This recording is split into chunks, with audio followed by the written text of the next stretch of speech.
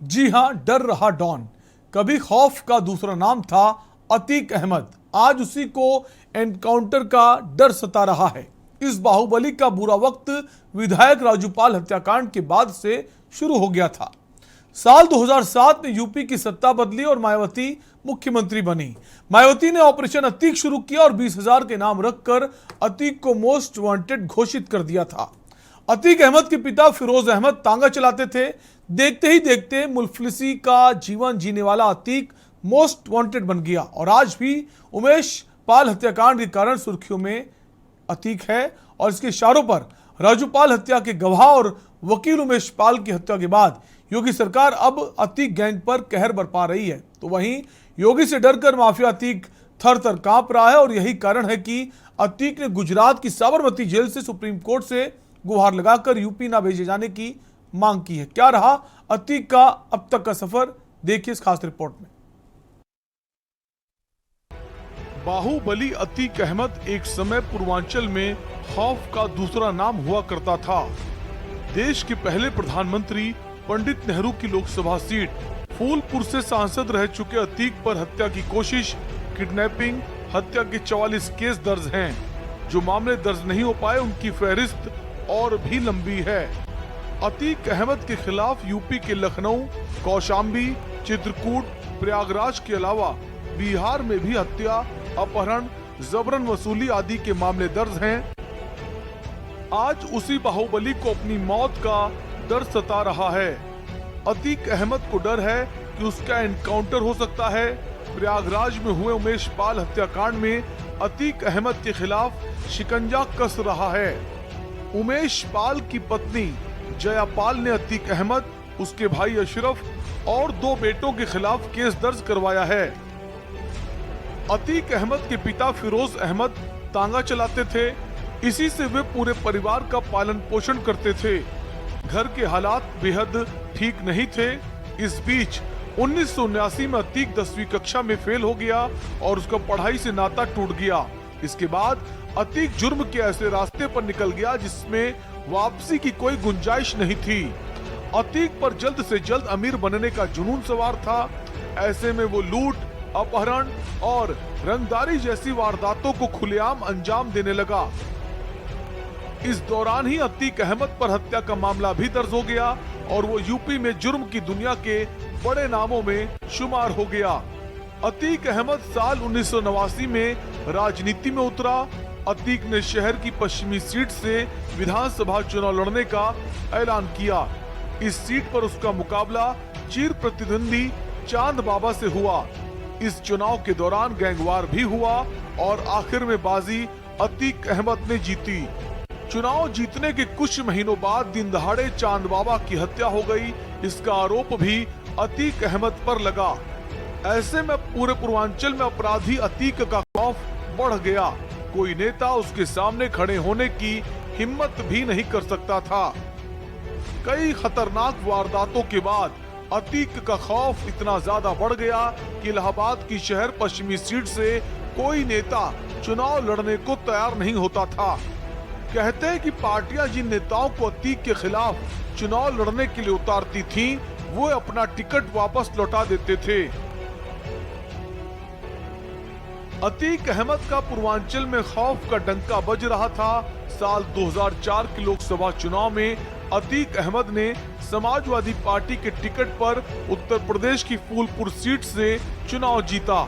इस बीच अतीक का दायां हाथ माने जाने वाले राजूपाल ने अतीक का साथ छोड़ बहुजन समाज पार्टी के टिकट पर चुनाव लड़ने का ऐलान किया। अक्टूबर 2004 में राजूपाल चुनाव जीत गया और पहली बार अतीक को अपने ही इलाके में टक्कर मिली। विधायक बनने के लगभग 3 महीने बाद राजूपाल की हत्या कर दी गई। इस हत्याकांड में अतीक अहमद और अशरफ का नाम सामने आया था।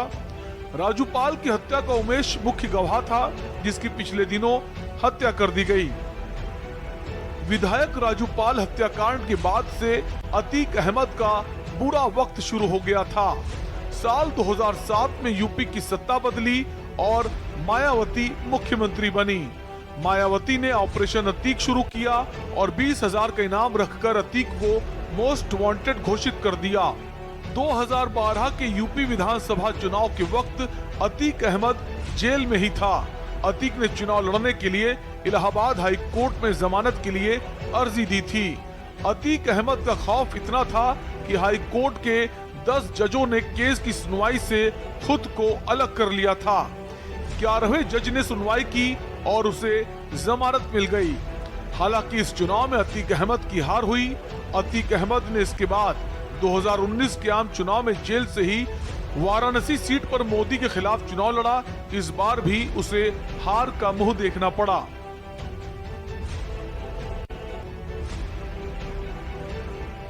उमेश पाल की हत्याकांड के बाद माफिया अतीक अहमद, उसके परिवार और रिश्तेदारों पर भी शिकंजा कसा जा रहा है।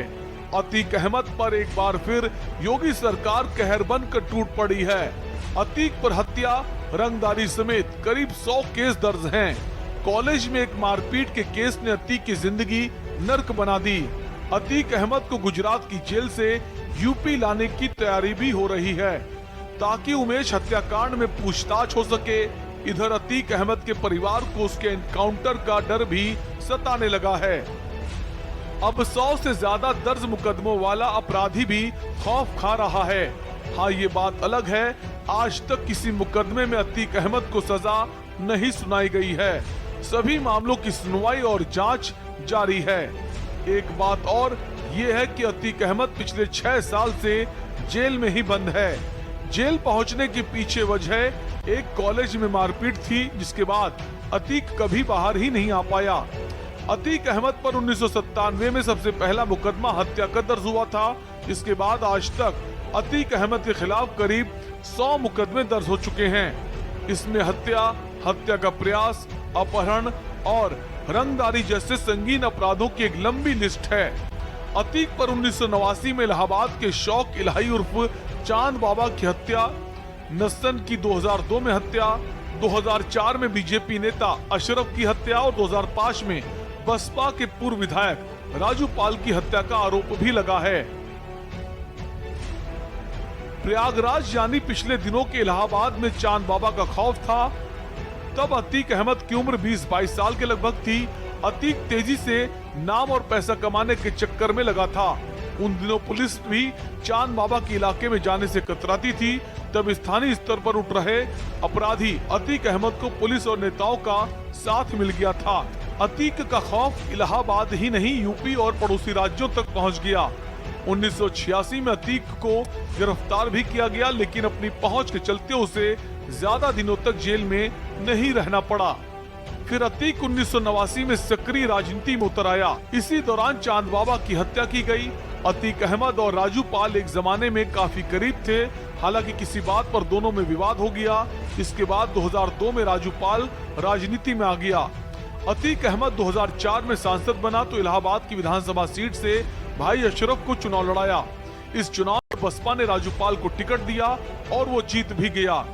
25 जनवरी 2005 को राजू पाल की गाड़ी पर अंधाधुंध फायरिंग की गई। इसमें उसे 19 गोलियां लगी। राजू पाल पर अस्पताल पहुंचने तक 2 बार हमला किया गया था और उसकी मौत हो गई। इस मामले में अतीक अहमद, उसके भाई अशरफ समेत अन्य लोगों पर केस दर्ज किया गया। इस मामले में उमेश पाल गवाह था, जिसकी हाल ही में हत्या कर दी गई। लखनऊ में हुए गेस्ट हाउस कांड में अतीक अहमद का नाम भी जुड़ा था। इसके बाद भी अतीक अहमद कई मुकदमे होने पर भी 2007 तक आजाद घूमता रहा। उसी साल जैसे ही मायावती सत्ता में आई, सपा ने अतीक अहमद को पार्टी से बाहर कर दिया। दूसरी तरफ मायावती ने अतीक अहमद के केस खोलने शुरू कर दिए और उसे मोस्ट वांटेड अपराधी घोषित किया गया। अतीक अहमद पर वैसे तो हत्या से लेकर कई गंभीर आपराधिक मुकदमे दर्ज थे। इसके बाद भी उसे ज्यादा दिनों तक जेल में नहीं रहना पड़ा था। 2016 में सपा ने अतीक अहमद को कानपुर कैंट से चुनाव के लिए टिकट दिया। प्रबुद्ध चौहान, स्पेशल रिपोर्ट, के न्यूज इंडिया।